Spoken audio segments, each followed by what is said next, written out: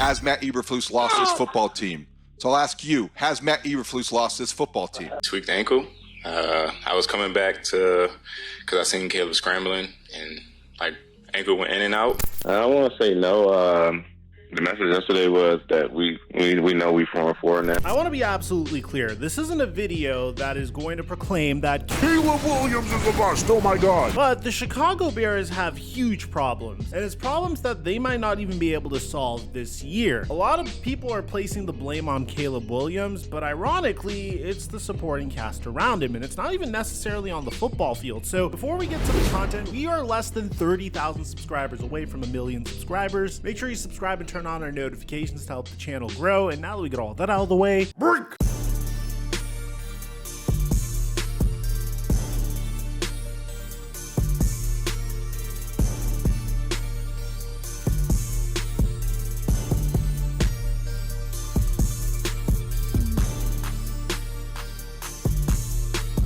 PrizePicks' new feature has been making us so much money. We've been having a lot of success on PrizePicks, and now they finally launched live squares, meaning that squares will update in real time on the app in the middle of a game. So if you see a player is being locked up on defense, you can take a lower square. Or if a player is on track for a generational game, you can take his higher square in the middle of the game. If you haven't signed up for PrizePicks, make sure you use my promo code Mikerophone to get $50 when you make a $5 play to take advantage of this brand new feature. We've been dominating with our NBA and NFL picks, and I post them for free on my Instagram at @FlightMike and Snapchat FlightMikeSnap. And thank you, PrizePicks, for the sponsor.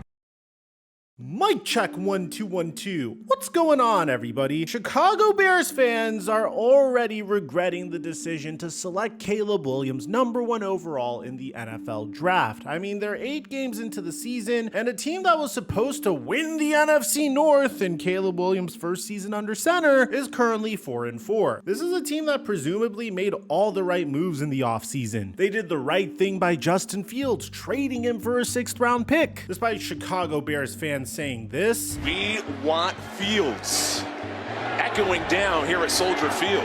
Loud and clear, they're talking to Ryan Poles and Kevin Warren. We want Justin Fields. And even his wide receiver 1 clamoring for the Bears to retain Justin Fields. Somebody asked me that last week. I'm still like, bruh, where are y'all seeing this? Like, what makes him not the quarterback for the Chicago Bears right now?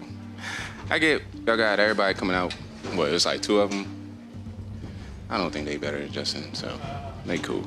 The Chicago Bears had a relatively fun offseason. They had the opportunity to trade the #1 overall pick for additional first-round picks in the future and really sell high on the Caleb Williams hype. Bear in mind, people were calling Caleb Williams the next coming of Patrick Mahomes. And this is primarily because he was an excellent playmaker at USC. He was incredible at improvising whenever plays broke down, so people automatically assumed that he was going to turn into Patrick Mahomes. But the thing is, on paper, the plan was brilliant. The Chicago Bears decided to not trade Caleb Williams for multiple first-round picks and punt on Justin Fields, which on paper makes a lot of sense because whenever you have a player that is being branded as a generational type QB and you feel like your championship window is wide open, you'd probably opt to draft that generational QB because it means you get 5 years of a cheap quarterback contract and you can invest that capital in building a solid team around him. And in the case of the Chicago Bears, they did just that. Last year, they traded for Montez Sweat and then were able to extend him. They were able to convince Jalen Johnson to stay, even though Jalen Johnson felt a little conflicted about Caleb Williams. Like you just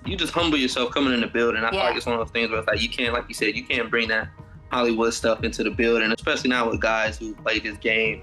I feel like at a high level for consecutive years in the league. When it's like, nah, that what you did in college, the Hollywood, it's like, nah, that you got to prove yourself. That stuff like that doesn't matter. But I feel like you gotta get to know him too. I think it's a fine line between trying to prove a point to him, but also getting to know him. Because I mean, at the end of the day, we want him to be the absolute best he can be. I mean, that's what we're bringing him in for, to win games. So I think truly just learning who he is as a person, learning him deeper than just all the Hollywood stuff you see, but actually trying to learn and get to know him, and then from there, knowing what pushes him. But the Chicago Bears also invested heavily in the offense around Caleb Williams. They already had DJ Moore after fleecing the Carolina Panthers the year prior, where the Carolina Panthers traded for the #1 overall pick in the 2023 NFL draft, traded the #9 pick in the same draft and the 61st pick in the same draft, alongside with the #1 overall pick in the 2024 NFL draft and a second-round pick in the 2025 NFL draft, in addition to DJ Moore. But they weren't finished there. They traded a 4th-round pick for Keenan Allen. And for some reason, on top of all this, they decided to draft Rome Odunze with the top 10 pick, which in my opinion, I don't think was really necessary. I felt like that pick should have went towards the offensive line. But alas, that's what the Chicago Bears decided to do, and I don't think it was that significant of a mistake, considering the fact that Caleb Williams really wanted to play with Rome Odunze. But then the Chicago Bears started to make some very significant mistakes, and this goes beyond just memeing Caleb Williams for not saying hi to Keenan Allen the first time they walked past each other. You see, there are two major indicators of a quarterback's success when he is drafted into the NFL, and I would say they're both of equal importance. One is the coaching staff that is hired to develop him, and in a lot of cases these are make or break scenarios. For instance, take the Buffalo Bills and Josh Allen. The guy comes into the NFL in his rookie season, and he was completely incapable of throwing the football. He was literally a glorified running back at the QB position. Brian Daboll was able to work on his throwing mechanics and place him in an offense where his skills thrived. Bills traded for Stephon Diggs, and next thing you know, Josh Allen is a top 3 quarterback in the NFL. You take a look at Trevor Lawrence, and the exact opposite scenario is happening around him. The Jacksonville Jaguars never really did get Trevor Lawrence significant help. Their draft picks were very questionable, to say the least. The only time Trevor Lawrence got some legitimate receiver help was when the Jaguars selected Brian Thomas Jr. over this past season. Apart from that, they just brought in mid-tier receivers throughout his entire career, didn't really invest much in the offensive line, and their defense is a joke as well. The only thing they really did to help him out was bring in Doug Peterson, but it's kind of ironic because the same thing that caused Carson Wentz to fail in Philadelphia is what's causing Trevor Lawrence to fail in Jacksonville. There aren't that many wide receivers to throw the football to. It's kind of insane. I mean, Carson Wentz was throwing it to the likes of Travis Fulgham in his final season with the Philadelphia Eagles, and apart from Brian Thomas Jr. and Evan Ingram, Trevor Lawrence doesn't have that many targets. So in the case of the Chicago Bears, it was absolutely crucial that they didn't mess this up. They have one of the most talented rosters in the NFL on paper, both offensively and defensively. They have a defensive-minded head coach, and they had to be very careful with who they decided to hire to develop Caleb Williams, because an offensive coordinator can make or break your career, like we saw with Mac Jones. You remember in his rookie season when he dominated with Josh McDaniels as his offensive coordinator? Then Josh McDaniels took a job to go ruin the Las Vegas Raiders, and the Patriots decided to hire Matt Patricia as his offensive coordinator. Then in year 3, they decided to bring in Bill O'Brien, but Mac Jones had 3 wide receivers that were in the bottom 10 of the league in terms of separation. So then the Patriots shipped Mac Jones away because they thought it was his fault. Well, the Chicago Bears couldn't afford to make that mistake. But unfortunately, the Bears have a cycle that is kind of becoming repetitive at this point. You see, the way it typically goes is the Chicago Bears will draft a new quarterback in the top 10. Then the quarterback's first year is going to be a tough start. They will then fire their head coach, which leads to a quarterback needing to adjust to a new system in coaching. The quarterback will not perform and is blamed for everything, and the Bears will then draft a new QB in the top 10. For instance, the Bears famously drafted Mitch Trubisky #2 overall in the 2017 NFL draft over the likes of Patrick Mahomes and P. Diddy Watson. He would get the start midway through his rookie season with John Fox as his head coach. He'd complete 59% of his passes for 7 touchdowns and 7 interceptions. So the Chicago Bears decided to bring in offensive genius Matt Nagy. And for one season, Mitch Trubisky looked like one of the best quarterbacks in the NFL. But in Matt Nagy's final season, he claimed that Mitch Trubisky was unsalvageable. So the Chicago Bears decided to draft Justin Fields, especially because he just fell to them in the 2021 NFL draft. Remember when that draft was supposed to be loaded with quarterback talent? Well, in year 1 under Matt Nagy, Justin Fields would struggle, throwing 7 touchdowns and 10 interceptions and completing 59% of his passes. So since he struggled, the Chicago Bears decided to hire Matt Eberflus, which I don't understand how a defensive-minded head coach was supposed to help Justin Fields develop, but sure. Fields would then adjust to Matt Eberflus's offense, and in his final season, despite taking significant leaps in his game, the Bears felt like Justin Fields was the one that was holding him back. So they decided to can Justin Fields, and now they brought in Caleb Williams. And it's really interesting because it seems like the same thing is happening here once again. It seems like Caleb Williams is going to get one season of Matt Eberflus, as currently Matt Eberflus is 0-17 on the road on Sundays, 3-18 on the road overall, 2-10 versus the NFC North, has shown that he is not good at situational football at all whatsoever, considering the fact that he's suffered 4 collapsing losses with a 92% chance to win in the fourth quarter and is currently 14-28 overall. But if you ask me, I feel like the issue with the Chicago Bears is a little bit deeper than just Matt Eberflus. As a matter of fact, I think it goes all the way back to this past offseason with who they decided to bring in as their offensive coordinator. You see, the Bears decided to move on from Luke Getsy, which I'm not necessarily sure if that was a good decision. Yes, Luke Getsy would go to the Raiders and get fired, but at the same time, Luke Getsy had freaking Gardner Minshew as a starting QB, and they traded Davante Adams a few weeks into the season, so I really don't know what you expected Luke Getsy to do with the Raiders offense. I mean, what's he supposed to do? Turn Zamir White into this year's Derrick Henry? Turn Jacoby Myers into the next Davante Adams? I mean, really, what were your expectations here? All you really could do is feed the ball to Brock Bowers, and that's what they've been doing. But that's besides the point. To replace Luke Getsy, the Bears decided to hire Shane Waldron, and I'll admit, in the offseason, I felt like this was a good hire, but I was just going strictly based off of Shane Waldron's track record. I mean, he was the offensive coordinator for Geno Smith, and I thought he was the reason that Geno Smith was able to turn his career around, until I realized that was all Dave Canales. As I did a little bit more research, I kind of realized that Shane Waldron may have been the wrong choice for the Chicago Bears. I mean, just take a look at Jackson Smith-Njigba's reaction once Shane Waldron left following his rookie year. Bears fans are super interested about the offensive coordinator, Shane Waldron. What can you tell them about who they just hired, try to get this offense where it needs to go?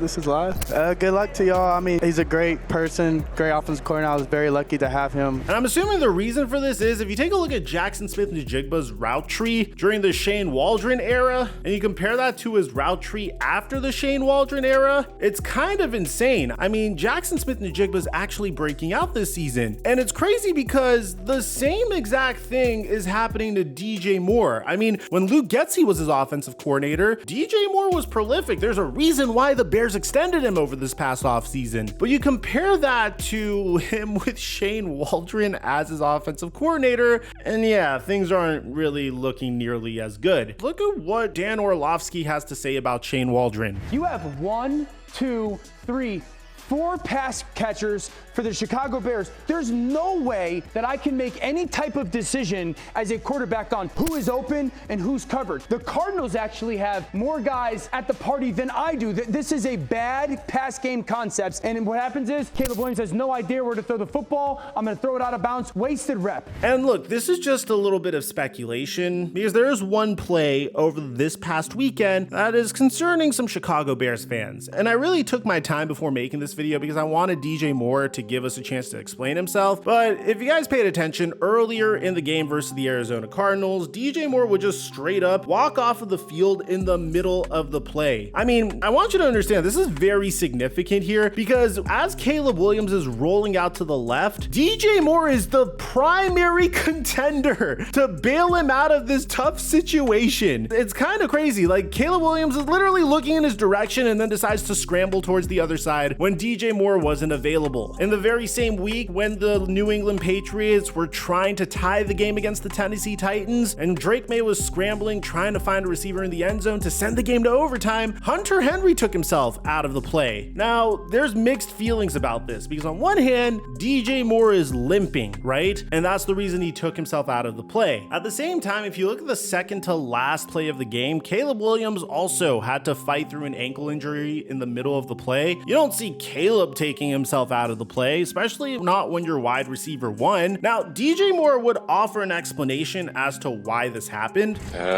Tweaked ankle. I was coming back because I seen Caleb scrambling and ankle went in and out. I was already couldn't stop, so my momentum took me out of bounds and then I just walked off. Which, the noise, I hear it, seeing it, really didn't care, so it is what it is. But I think there's a lot deeper of an explanation as to what's going on. I mean, when DJ Moore was asked whether or not Matt Eberflus lost the Chicago Bears, he didn't necessarily deny it. Has Matt Eberflus lost his football team? I want to say no. The message yesterday was that we know we 4-4 now. It's just like being 0-0, but you just got to go out there and start stacking wins how we did, and that's the best thing we can do is win. At the same time, there's little microaggressions here that I just feel like look a little fishy. I mean, take a look over here, right? At the very end of the game, Caleb Williams hurts his ankle, right? And he's asking for his teammates for some help up, and then he decides to walk towards the sideline, and DJ Moore decides to shoulder check him. I mean, look, players aren't going to come out and say that they are not happy with the way things are, but these things kind of add up, right? I mean, the thing that DJ Moore said about Matt Eberflus, this little shoulder checking situation, him walking off in the middle of the play, the fact that he's probably not so happy with Shane Waldron's concepts, and I can't really blame him. Keenan Allen's going to push, we call this smash, and DJ Moore's going to run the deep corner route. That corner tells you everything. If that corner stays up, you're going to throw the ball to DJ Moore in the corner. If that corner goes back, we're going to take that little easy completion on second down to Keenan. Caleb still has the ball. You can still make that decision. This is an easy completion, but we're going to launch the ball out of bounds, and it's a complete waste of a rep. That's him still chasing that big ball. There's the last 2 weeks, this is a broken pass game. And if you think that's bad, I mean, there's so much untapped potential here that Waldron isn't tapping into. I don't think this pass game makes any sense when it comes to the scheme. You have a little out route. Keenan's being creative with his route. I don't necessarily know what Rome is doing, maybe trying to win on the vertical, but instead of climbing up, one of the things that stinks as a quarterback against man coverage is just throwing a check down that is a stationary check down. I mean, that's covered. Why? Go be creative, go climb the pocket, do something. That's another wasted rep, okay?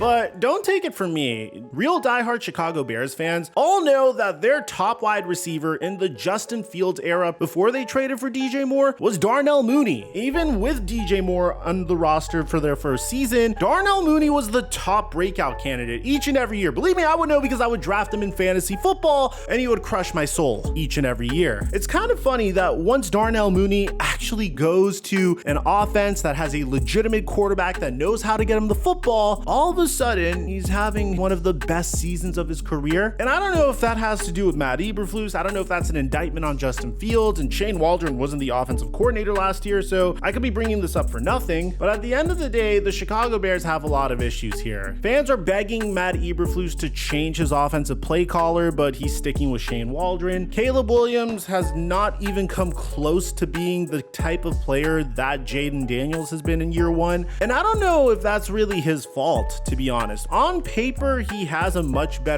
offense, but so far, with 3 top-tier wide receivers to throw the football to, his completion percentage is a 61.4%. He's thrown 9 touchdowns to 5 interceptions, and the Bears are currently 4-4. And if you just take a look at Caleb's statistics so far, apart from that win in Jacksonville, he didn't really have any prolific games. And when you compare that to Jaden Daniels, who has a 72% completion percentage, has thrown 9 touchdowns to 2 interceptions, it just, you can't compare the two. Honestly, he's in a completely different stratosphere, and that's coming from a Dallas Cowboy fan. I mean, I don't know how sustainable a 72% completion percentage is, but coming into this season, you take a look at Jaden Daniels' offense, and I was saying his top 2 wide receivers were going to be Terry McLaurin and Jahan Dotson, and then they traded away Jahan Dotson. So his top wide receivers are Terry McLaurin and Zach Ertz and Olamide Zaccheaus and Noah Brown. The one thing that Daniels seems to have on Caleb Williams is coaching staff and culture. Fortunately for the Bears, this could change in the offseason, but if I'm a Chicago Bears fan, I wouldn't feel so optimistic because it just means it's another step in the Chicago Bears cycle. Caleb is currently struggling in his first season, so they're about to fire their head coach, only for Caleb needing to adjust to a new system in coaching. How long before everyone's blaming Caleb Williams for the Bears' problems? Who's already blaming Caleb Williams for the Bears' problems? At the end of the day, I'm a huge believer in giving your quarterback some time to develop, especially when you decided to draft him number 1 overall instead of trading him for multiple first-round picks. Let me know in the comment section down below, what do you guys think about all this? Aside from that, I'm your boy Mike, and I'm dropping our mic until our next upload.